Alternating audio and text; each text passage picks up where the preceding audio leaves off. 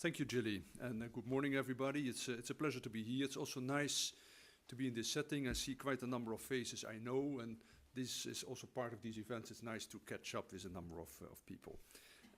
This by way of introduction. Normally I have a nice joke or anecdote, but these days, you know, we're a little bit more serene and we do business as usual. So, the subject is, of course, extremely challenging, and it could even be academic, if you like, the rights and obligations of or responsibilities of shareholders. But I think I will limit myself to share with you this morning what is currently on the table in the Commission and do a short tour de table on the issues, the regulatory issues, as I see them. Put this a bit up, otherwise stand down all the time. The Shareholder Rights Directive, you mentioned already, Jilly. It's already quite some time under negotiation. If it would have been up to me, we would have already wrapped it up, and I think that would have been feasible. The underlying objective is, of course, to increase transparency, in particular in the investment chain, and to set out a better framework for more engagement between the companies and their shareholders. I think we should never forget that the directive was a concrete follow-up from the financial crisis. The Commission has done two green papers in this area, and this was supposed to be one of the replies to the short-termism of the markets that drove our economies down in 2007, 2008. People forget this sometimes. The directive focused to a very large extent on large shareholders, the big institutional investors. Doesn't mean that the small investors like you and me, not me then, are not important, but influencing large institutional investors has, of course, is likely to have a bigger impact. So this underlying objective of the Shareholder Right Directive is to foster more long-term oriented capital markets. And our assessment, underpinned by a lot of evidence and a lot of study, was that shareholders and directors need to consider more the long-term consequences of their actions. And I think this is still d'actualité. If you look at recent events in AGMs, I think that has clearly confirmed that there's still an enormous need for better oversight on directors' pay. There has almost been again a shareholder spring this year. Volkswagen, Deutsche Bank, BP, Renault, Peugeot, but one of my colleagues made a list. It was incredibly long, where shareholders basically said we don't agree with the way the whole remuneration package has been constructed or what is going to be paid out. Now, the Shareholder Rights Directive tries to address this. So it's a bit a pity that we're not there yet, but this has to do with the overall process. The directive is at the moment already subject to trialogues in the Commission, the Council and the Parliament. But, as I think most of you know, the Parliament has introduced an amendment last year on country-by-country reporting, a very important issue on its own. And the Commission has worked intensively on an impact assessment on that issue. It came on the 12th of April with a proposal to modify or amend the accounting directive because it's a disclosure issue. That is now on the table. In the Council, work is intensively taking place, and we hope now that this will lead to a decoupling of the Shareholder Rights Directive and the country-by-country reporting discussions. We're not there yet. The Parliament is, of course, still attached to its own amendment, but I think the more time will pass, the more the two tracks will take their own way, and hopefully they come together at the end. Now back to the Shareholder Rights Directive. A lot of, you tell me when I have to stop, because I'm Dutch, but I like to talk still. It's very non-Dutch. Keep going. I have a lot of Finns now in my DG, and Finns are even more shorter, but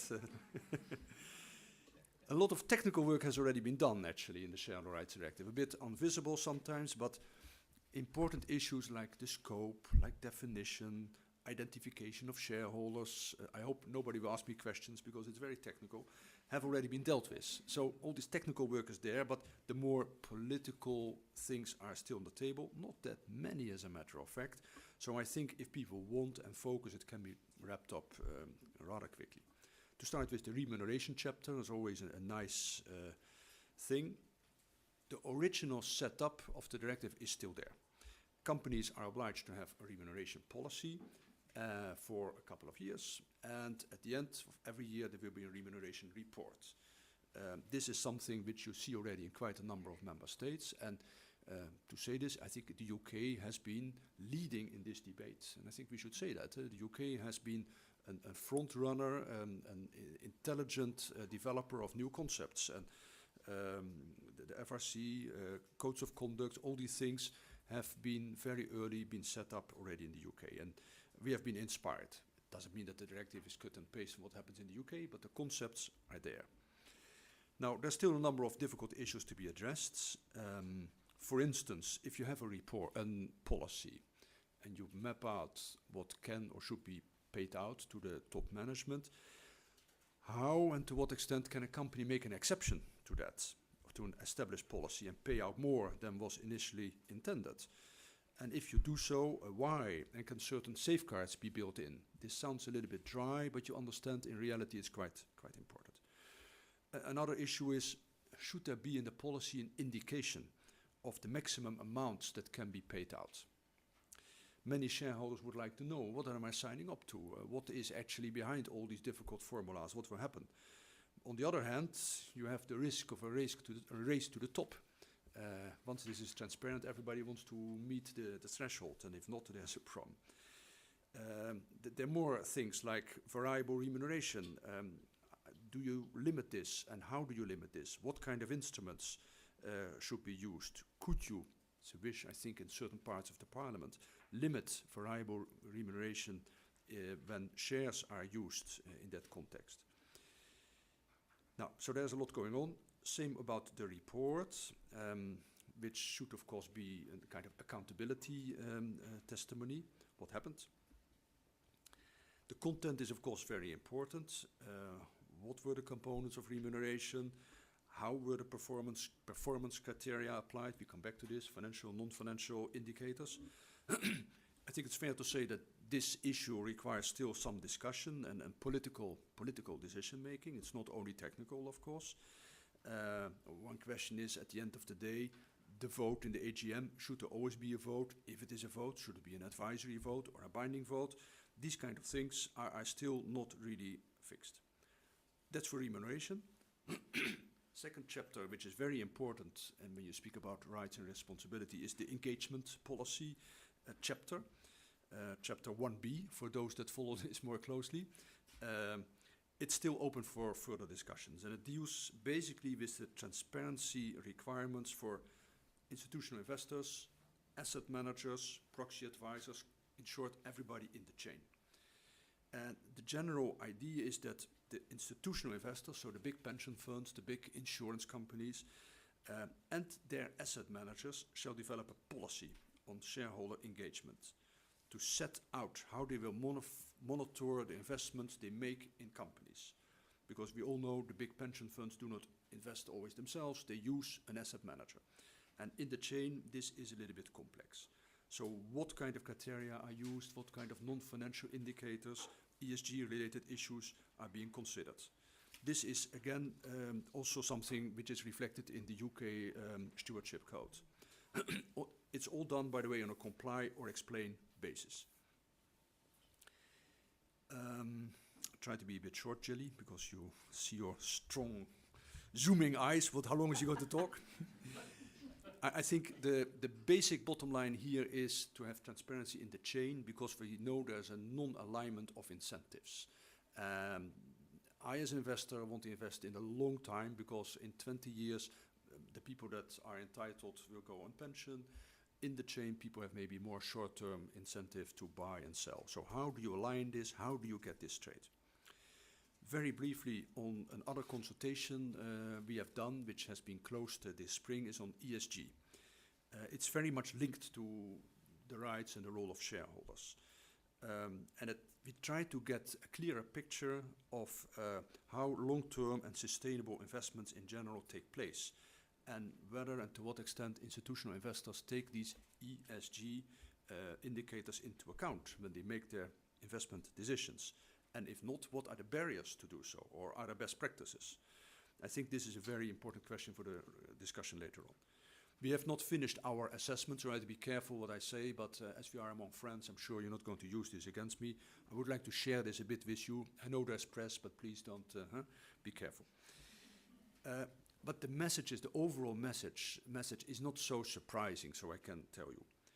Short-termism in the capital markets is still there. So despite everything that happened in 2008, despite all the lessons and instruments we developed, it is still there, and it is seen as a big issue. I quote a little bit the replies. It's not our final decision, but our conclusion. It is still there, the short-termism, and how can we address this? And as you heard before in the Shareholder Rights Directive, we try to develop some tools to do something against this. And it has to do with all the different players in the investment chain that sometimes pursue their own short-term interests and not the long-term interest or the sustainable outlook that we would like to pursue. There's this famous report from John Kay. I think it's still simply very, very good reading on the lack of alignment of incentives. Second thing I picked up, and we hear this already a lot beyond this consultation, there's still unclarity or uncertainty about fiduciary duties. We hear this a lot, and it would be nice to hear also your views.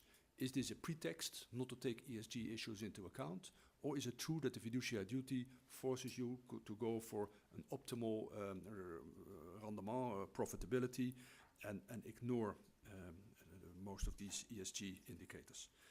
The question I ask myself now is, of course, when we have finished this consultation and the world is going on, what will we do next? And I think it's fair to say that in the Commission there is a high level of awareness that we cannot and we should not do everything. We cannot regulate everything. And you know that, but I still want to say it. Many things have to be done at national level, and there's also a number of things that should be taken care of by the normal market forces. Although I would love to have this directive, you know, they're going to prescribe everything, but I don't think this is realistic. Sorry, it was a joke. And anyway, there are a few ideas I have. First is this issue about fiduciary duty, to maybe see whether we cannot clarify that ESG issues are part of your fiduciary duty. This is also discussed in the IORP, the IORP directive for pension funds. And the European Parliament is super interested in that, very positive. Second is there an additional need or a possibility to address more explicitly potential conflicts of interests in the chain, and if so, how? And a third thing I picked up, and it's also discussed in the Financial Times, so it's not that new. Is there enough diversity and is there enough ESG experience in the organizations that invest our money? That are the big asset managers, the investment industry as a whole. Is there enough, diverse thinking, and also in the top of these organizations, is there diversity? And the last one is transparency. Transparency, a code word in Brussels. We try to do a lot. The whole Shareholder Rights Directive is a bundle of transparency requirements. Transparency is very powerful. Still, you can always go further, do more. And what would that then be? Maybe I stop here, Joe?